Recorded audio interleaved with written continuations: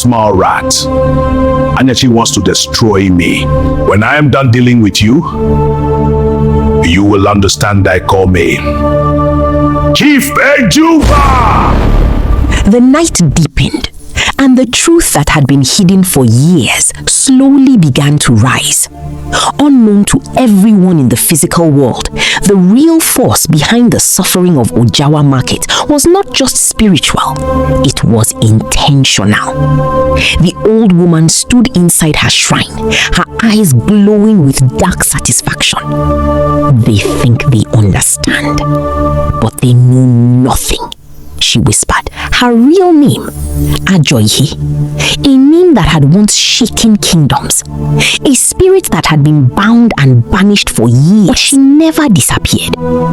She only waited, moving from place to place, searching, watching, looking for one thing, a desperate soul, a soul that would open the gate for her return, and she found him. Chief, a man hungry for wealth, a man willing to do anything to rise. Ajoihe smiled slowly. You are perfect, she said. Desperation opened the door. She remembered the night she led him to the forbidden market.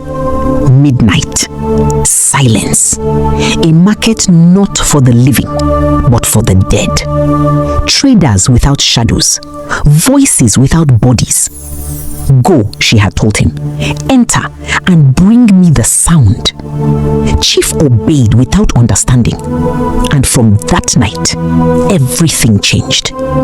Every sacrifice he made, every wish he spoke, every ritual he performed was not just for him. It was feeding her, giving her strength, giving her power. And through him, she tied herself to Ojawa Market. Now, people sold but never progressed. They walked but lived like ants, always moving, never rising. Their sweat, her power. Their struggle, her strength. Back in the market, something greater had arrived. The elders of justice stood on one side. The elders of injustice stood opposite them, between them heavy with ancient authority. Then, in one voice, the elders of justice spoke. You must free Ojawa Market. They have suffered enough. Immediately, the elders of injustice replied in one voice. Never. This market belongs to us. They must suffer in vain. The forefathers of Ojawa did not complete their debt. This market must remain in bondage forever. The ground trembled slightly. Then the elders of justice stepped forward. Ojawa forefathers have paid all their debts. This market must be set free. You cannot control it anymore. Behind the elders of injustice, Ajoihe stood quietly, smiling. The elders of injustice raised their hands. Then let the truth be tested by power. And immediately, the battle began, not seen by ordinary eyes, but felt everywhere. The sky darkened, the wind changed, the earth vibrated. A war older than memory had begun. Inside her shrine, Ajoihe laughed loudly. Ojawa Market must remain in bondage. Elsewhere, Anyachi sat alone in her house. Something was wrong. Her spirit could feel it. Something is coming, she whispered. Suddenly, the white old witch appeared behind her, calm, urgent. She touched Anyachi's forehead gently. Do not speak until they leave. Anyachi tried to ask, who? But before she could finish, the white witch disappeared. Immediately, footsteps. Chief's men burst into the house. They scattered everywhere, searching, turning things upside down, breaking objects, opening doors. One of them said, I swear we saw her enter this house now. Another replied nervously, then where is she? They searched everywhere, but Anyachi stood right there, watching them, She could see them clearly, but they could not see her. One of the men stepped back in fear. Are you sure she's not a ghost? He whispered. Fear entered them. Within seconds, they ran out of the house. And Yachi stood still, shocked. What is happening? She whispered. Back at Chief's house, Ajoihe suddenly appeared inside his bedroom, her face full of anger. What are you doing? She shouted. Chief turned in shock. Mama, how can you accept her back? She snapped. I saved you before, but if anything goes wrong this time, I will not save you again. And immediately, she disappeared. Chief stood alone, confused, broken. What is happening? Who is real? Who is fake? He said slowly. He sat down heavily. But I love her. I touched her. She is real. We were together last night. His voice faded into confusion. Later, Chief returned to the shrine. Before he could speak, Ajoihe said, "We are running out of time." Chief froze. The blue eyes must be removed. If she touches that bead again, you are gone forever. Chief swallowed hard. And the mad woman? Ajoihe's voice became deeper. Her pregnancy is almost due. You must perform more rituals. Make more wishes. Chief nodded slowly, fear rising again. Back in the house, the mad woman's condition worsened. Her stomach now large, 8 months. She moved slowly, weak, unstable. Tears filled her eyes. They want to take me, she cried. Then suddenly she laughed. They want to take me. Fear and madness mixed together. Her body shook. Elsewhere, Miri appeared before Chief again. Calm, beautiful, dangerous. My love, she said softly. How can you keep a mad woman in your house? Chief looked confused. I am only helping her. She's pregnant. I don't even know who is responsible. Mary smiled slightly, but said nothing. Chief continued. Once she gives birth, I will send her away. Mary turned slightly, smiling to herself. This man thinks I am a fool, she said in her mind. Ojawa must be free! Back in the market, the elders of justice and injustice continued their battle.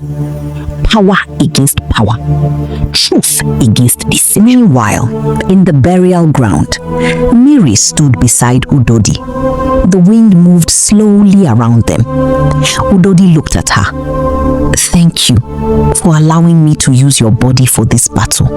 I appreciate it. Miri nodded. I am only returning a favor. I was also destroyed by my husband. Udodi's eyes widened slightly. Miri continued. A spirit once lent me her form, her face, to fight my own battle. And I brought him down. She stepped closer. Do not worry. You seek justice. You will get it. I promise you. Your soul will rest like mine. Udodi closed her eyes slowly. He touched her briefly. Thank you. Meanwhile, inside a secret dark room, Chief stood before his men, angry, impatient. Where is she? He shouted. The men looked at each other nervously. Boss, it's like that girl is not normal, one said. We saw her enter the house, but when we rushed in, she disappeared. Another added, she has only one door. There was no way out. Chief became furious. How can you say that? He shouted. She is a normal human being. I need her alive. His voice dropped dangerously. Do it fast. I am running out of time. Meanwhile, the black wizard arrived at the old woman's shrine. The two stood facing each other, then smiled. We must not go down, Ajoihe said. The black wizard nodded. We fight together. They both laughed. Dark, wicked laughter filling the shrine. That night, Udodi appeared again, this time in Chief's room. She held a koboko in her hand, was sleeping peacefully.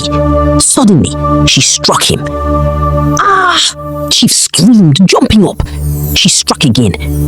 Confess, she shouted. Chief ran in fear. Leave me alone. But Udodi chased him, flogging him repeatedly. You will not rest, she cried. Chief ran straight to the Black Wizard's shrine. Help me, he shouted. She is not letting me rest. I cannot sleep again. The Black Wizard laughed. We can help you, he said. But on one condition. Chief nodded quickly. Anything. You must collect the bride price you paid on her head. Froze. Chief froze. But I never paid her bride price. The Black Wizard frowned. The woman you married. What is her name again? Suddenly, Udodi appeared behind him and grabbed his neck. His voice stopped instantly. He struggled to speak, but no sound came out. She disappeared immediately. Chief did not see her. Talk! What are you saying? Chief shouted. But the Black Wizard could not speak. Frustrated and angry, Chief stormed out. Elsewhere, Marie appeared inside Anyachi's house. That child must not survive, she said. Anyachi turned sharply. Which child? The mad woman's child, Marie replied. If that child lives, the market will fall deeper into danger. Anyachi stepped back. But I cannot go near Chief's house now. He's looking for me. Miri nodded. Go to Ogakash. He will help you. Back in Chief's house, Chief sat alone, thinking deeply. Who was he trying to mention? He muttered. I paid Miri's bride price. I paid the mad woman's bride price. So which one? Confusion filled his mind. Suddenly, Miri stepped in quietly. My love, she said softly. You look tired. You need rest. She moved close, hugged him gently, and kissed him. Chief slowly relaxed, resting his head on her shoulder. Final judgment. The night carried a strange weight as the unseen war reached its peak. In the spiritual realm, the elders of justice and the elders of injustice clashed with overwhelming force, power colliding with power, light against darkness, truth against deception, the air trembling with ancient authority until suddenly the elders of justice rose higher, their voices echoing as one. This ends now. A blinding force struck across the realm. The elders of injustice screamed in pain, their bodies cracking with light. No, this market belongs to us. But their voices faded as they were defeated completely, their forms scattering into nothingness, disappearing forever. Silence followed, deep, final, victorious. Ogakash and Miri moved quickly into Chief's compound, unaware of the spiritual victory. They entered quietly and saw the mad woman lying weak on the ground, breathing heavily. Miri said, "We don't have time," and together they carried her out, disappearing before anyone noticed. Moments later, Chief arrived, his steps fast, his face tense. "Where is she?" he shouted, searching everywhere, moving from room to room, scattering things, panic rising in his chest. "Where is the mad woman?" But she was nowhere to be found. Fear gripped him as he ran straight to Ajoy, his shrine. "Mama, I can't find her again." But as he spoke, Ajoy appeared in anger, eyes burning. "That can never happen. Go and find her. If that child dies..." She paused dangerously. Chief did not wait. Fear took over him as he ran out again, searching everywhere like a madman. At the same time, the mad woman's sister was also on the road, moving from place to place, asking people, "Please, do you know a man like this?" She described Chief again and again, but no one knew. Frustration filled her face as she continued searching without direction. Later, Chief returned again to Ajoihe's shrine before its final destruction and said in confusion, "What is happening? My men saw Anyachi enter her house, but when they entered immediately, they did not see her. Is she also a ghost?" Ajoihe looked at him and replied, "The white witch is behind it. Don't worry." She brought out a black container and opened it, revealing dark powder. "Give this to your men. Let them apply it on their face before entering her house. They will see her clearly and carry her like a baby." She handed it over. Chief collected it with hope. Outside Anyachi's house, Chief's men gathered, waiting. Immediately Anyachi entered her house. 3 of them applied the black powder on their faces. Inside the house, Anyachi sat on her bed, restless, her heart beating fast. Suddenly, the white witch appeared, calm and powerful. She touched her and said, "It is time to use your blue eyes." Anyachi hesitated. "Mother, are you sure?" The white witch nodded once and disappeared. Immediately, the men entered the house and saw her. But what they saw was not normal. Anyachi stood still like a spirit, her blue eyes shining brightly. The entire room changed into a deep blue atmosphere. The men froze in fear. "What is this?" they shouted, their bodies shaking. They tried to run, struggling to find the door. As they managed to rush outside, thunder struck them instantly. Their bodies dropped lifeless and disappeared immediately. Moments later, Chief arrived and What happened here? No! Meanwhile, in a hidden small room, Anyachi, Ogakash, and Miri stayed with the mad woman, lying weak on the ground, breathing heavily. Anyachi looked worried. "If labor comes now, how are we going to handle it?" Miri smiled calmly. "Don't worry, I will handle everything. The child in her belly is not human." Ogakash became afraid. "Hope the mad woman will not die?" Miri replied, "No, she will be fine." They gave her food, but suddenly the mad woman screamed, No, they want to take me." Miri quickly moved close, held her gently. "Don't worry, nobody will take you. I will protect you." The mad woman looked at her and smiled weakly. Sorry, okay." Anyachi and Ogakash looked surprised. "Why is she telling you sorry?" Miri looked away slightly and said softly, "Because my journey was cut short. Elsewhere, Udodi stood before the elders of justice, holding a long koboko, tears in her eyes, but smiling. Elders of justice, thank you for giving me power to avenge my death." For the first time, the elders nodded, then slowly disappeared into the clouds. Udodi stood alone, her face strong. "Finally, I will rest in peace." She vanished. Udodi appeared inside the Black Wizard's shrine, her eyes burning with vengeance. The Black Wizard turned in fear. Before he could act, Udodi struck him down, ending him instantly. His power gone forever. Back with Anyachi, the White Witch appeared again. "Now go.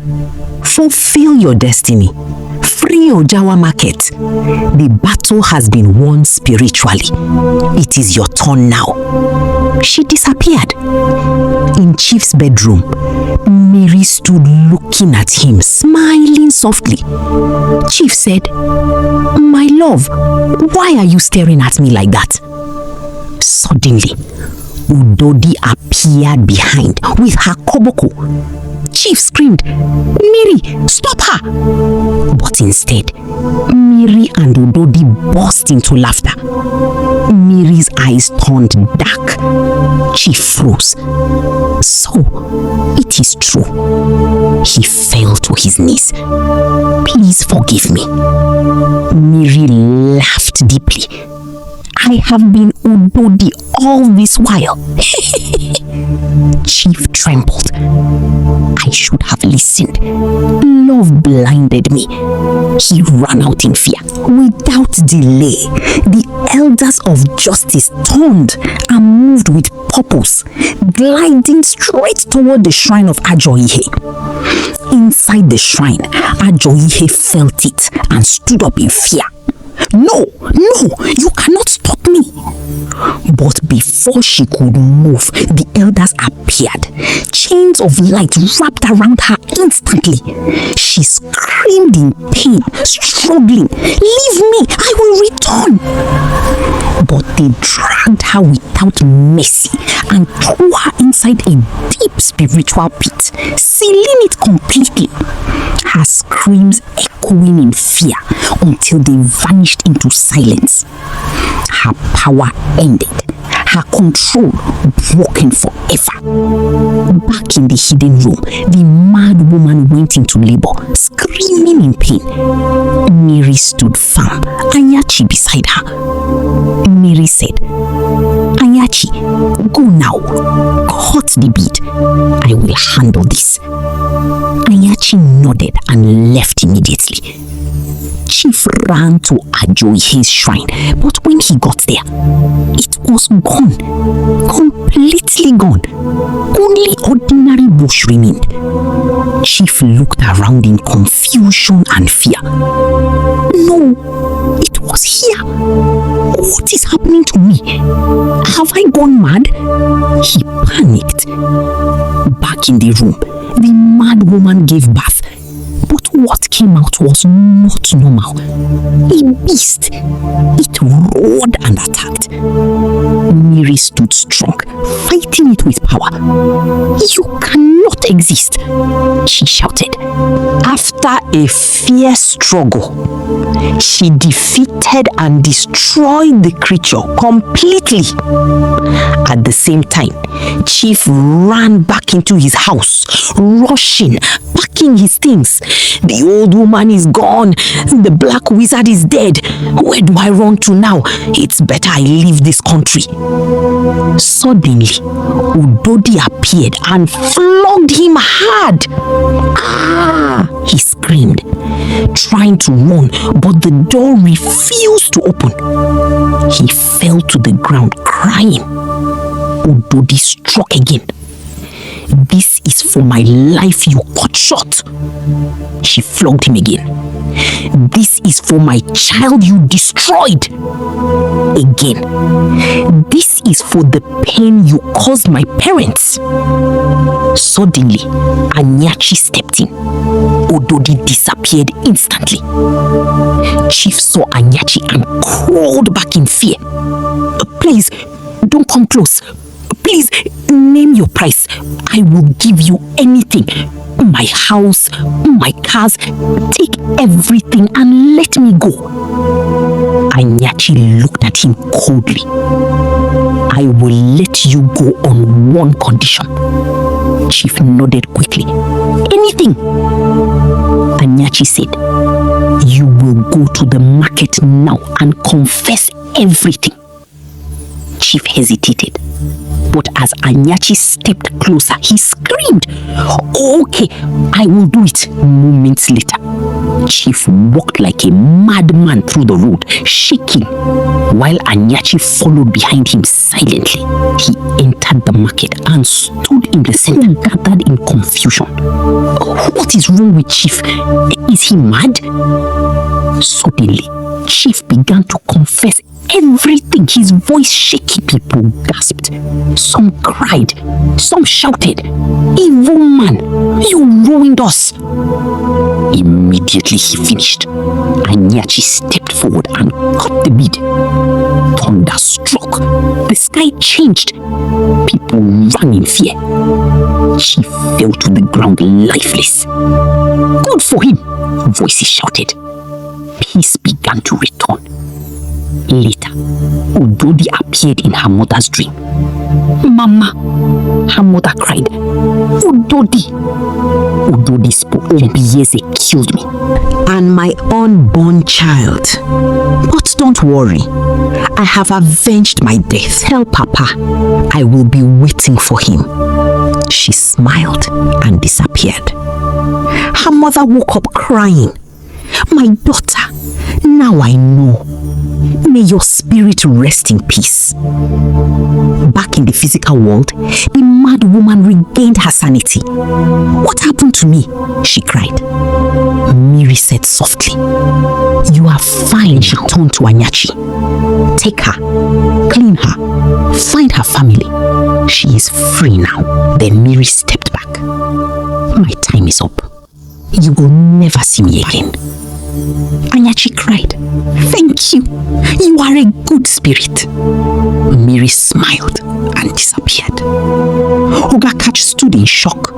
So, she has been a ghost all this while? Finally, in a quiet graveyard, Udodi stood inside her grave, holding her baby gently. She looked at the child and smiled peacefully. We can now rest in peace.